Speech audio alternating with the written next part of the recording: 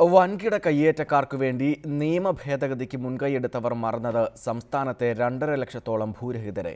സർക്കാരിന്റെ ഔദ്യോഗിക കണക്കുപ്രകാരം സംസ്ഥാനത്ത് ഇത്രയും ഭൂരഹിതരാണ് ഉള്ളത്. ഭൂമി ലഭിക്കാൻ വേണ്ടി 3 ലക്ഷത്തോളം അപേക്ഷകളും സർക്കാരിന്റെ പരിഗണനയിലുണ്ട്. മലയോര മേഖലയായ ഇടുക്കി, വയനാട് ജില്ലകളിൽ മാത്രം 12,000-ഓളം ഭൂരഹിതരാണ് ഉള്ളത്.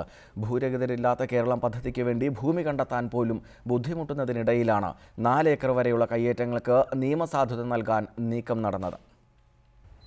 ഭൂരഹിതരില്ലാത്ത കേരളം പദ്ധതി വഴി ഭൂമി ലഭിക്കാൻ കഴിഞ്ഞ വർഷം മാർച്ച് 31 വരെ മാത്രം 3,59,038 അപേക്ഷകളാണ് സർക്കാരിന് ലഭിച്ചിരുന്നത്. പദ്ധതിയുടെ ആദ്യഘട്ടത്തിൽ 36,491 പേർക്ക് സർക്കാർ പട്ടയം നൽകി. കഴിഞ്ഞ വർഷത്തെ വിതരണത്തിന് ശേഷം 3,22,547 അപേക്ഷകൾ സർക്കാരിന്റെ പരിഗണനയിലുണ്ട്. കൂടാതെ റവന്യൂ വകുപ്പ് മന്ത്രി അടൂർ പ്രകാശ് നിയമസഭയിൽ നൽകിയ കണക്ക് പ്രകാരം 2,43,928 ഭൂരഹിതർ സംസ്ഥാനത്തുണ്ട്.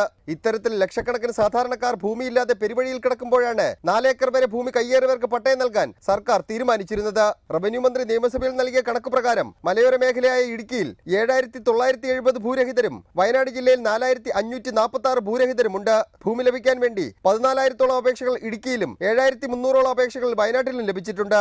സർക്കാർ കണക്ക് പ്രകാരം തിരുവനന്തപുരം ജില്ലയിലാണ് ഏറ്റവും അധികം ഭൂരഹിതരുള്ളത്. 35,851 ഭൂരഹിതർ തലസ്ഥാനത്തുണ്ട്. എറണാകുളത്ത് 31,379 കൊല്ലത്ത് 22,591 ഭൂരഹിതരുണ്ട്. മറ്റ് ജില്ലകളിലെ കണക്കുകൾ ഇപ്രകാരം: തൃശൂർ 26,776, മലപ്പുറം 23,962, പാലക്കാട് 23,874, ആലപ്പുഴയിൽ 14,000-ഉം കണ്ണൂർ ജില്ലയിൽ 11,000-ഉം ഭൂരഹിതരുണ്ട്. മറ്റ് ഓരോ ജില്ലകളിലും ഏകദേശം 10,000-ഓളം ഭൂരഹിതരാണുള്ളത്. 3 സെന്റ് ഭൂമി വെച്ച് പാവപ്പെട്ട ജനങ്ങൾക്ക് നൽകാൻ കഴിയാതിരിക്കുമ്പോഴാണ് 4 ഏക്കർ വരെയുള്ള കയ്യേറ്റങ്ങൾക്ക് നിയമസാധുത നൽകാൻ സർക്കാർ തീരുമാനിച്ചിരുന്നത്.